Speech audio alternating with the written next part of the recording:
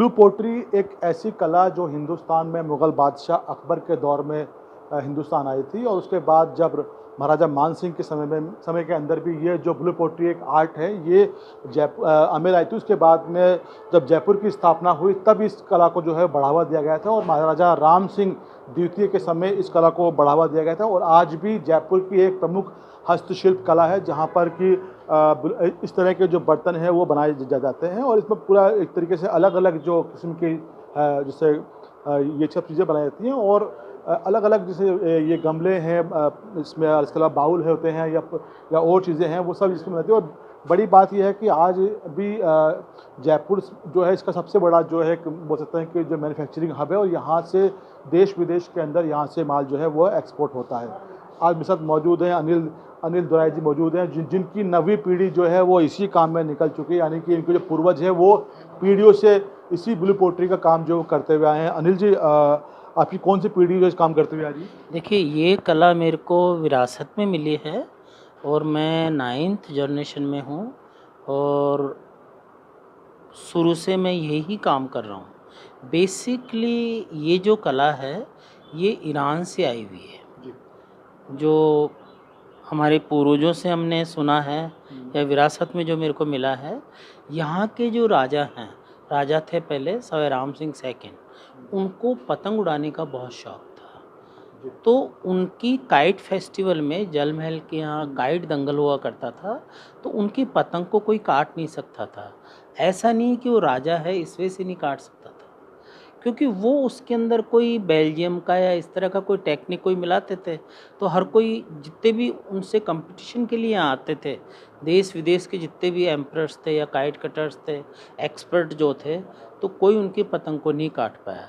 लेकिन हमारे परदादा के दादा, तो उन्होंने उनकी पतंग को काट दी। तो उन्होंने खुश होकर उनको ईरान भेजा। एक कालूराम कुमार और एक भूरामल कुमार कुमावत, ये एक ही बात है।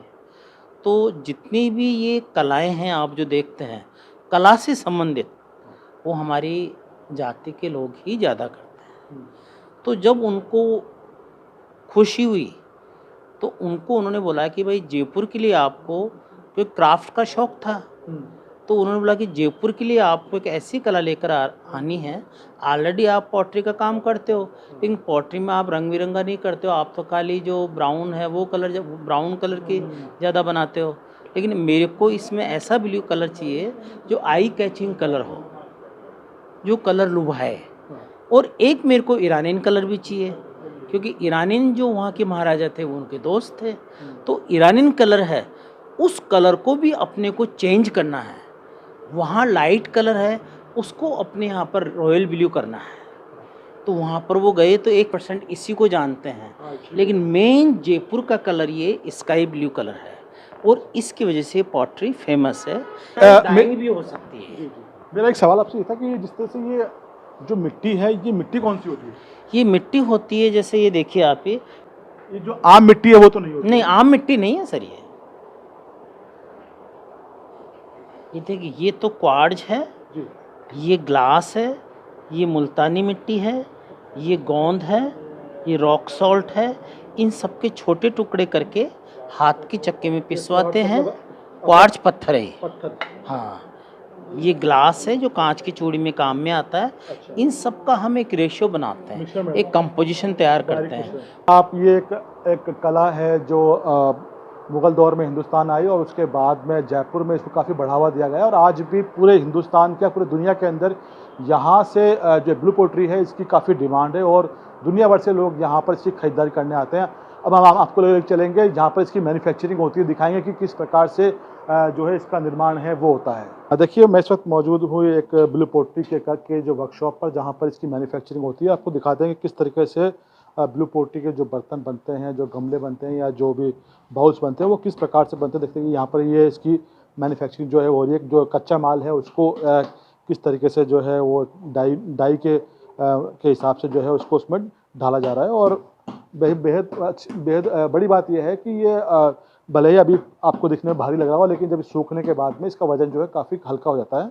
और यहाँ से तक कि यहाँ पर किस तरीके से इस पर जो है वो कलाकारी जो है चित्रकारी है वो हो रही है, और उसके बाद में जब ये फिनिशिंग पे आएगा तब इस पर एक परत जो है वो चढ़ाई जाती है, जो कि उसके बाद में इसका जो कलर है वो कभी नहीं निकलता है।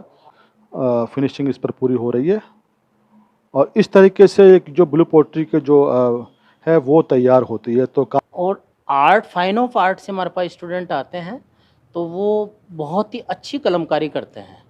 जैसे गवर्नमेंट अगर 30-35 भी स्टूडेंट अगर इसके लिए तैयार कर दें तो ये कला 70-80 साल आगे जा सकती है। लेकिन प्रॉब्लम उनको एक ही आती है, हम रुके कहाँ पर। उनको गवर्नमेंट को स्टाइफंड देना चाहिए ताकि वो रुकें और काम सीखें। सिखाने की गारंटी हमारी है क्योंकि विरासत हमारी है। तो क्या काफ़ी महंगे होती है इसकी जो? नहीं, ये महंगी नहीं होती है, ये और पॉटरी के मुकाबले इतनी महंगी नहीं है, जैसे चाइनीज पॉटरी से महंगी नहीं है। और आजकल क्या लोग ये भी सोचते हैं कि नहीं हम स्वदेशी ले। जब कस्टमर आता है तो हम आपस में बात करते हैं, दे आर टॉकिंग कि we don't want to buy some other product, we want to buying only Indian product. तो वो ऐसा नहीं है, जो अपने इंडियंस हैं, इंडियंस की कैपेसिटी पावर अच्छी है परचेज़ करने में और वो इस कला को बहुत लाइक करते हैं, लेकिन हम उनकी पूर्ति को पूरा नहीं कर सकते। बिल्कुल, देखिए साफ इनका अनिल जी का साफ कहना है कि ये दुर्लभ जो है एक हस्तशिल्प है और इसको बचाने की ज़रूरत है, और साथ ही कहीं न कहीं सरकार जो है वो इसमें अपना सहयोग दे, अपना प्रोत्साहन दे, और जो आने वाली जो नस्लें हैं उनको कहीं न कहीं ये जो एक जो विरासत है वो सीखे, तो कहीं न कहीं ये कला जो है आगे बढ़ेगी और करीब 50-60 साल तक ये कला जो है ज़िंदा रहेगी। जयपुर से विजेंद्र के साथ फिरोज सैफी, ईटीवी भारत।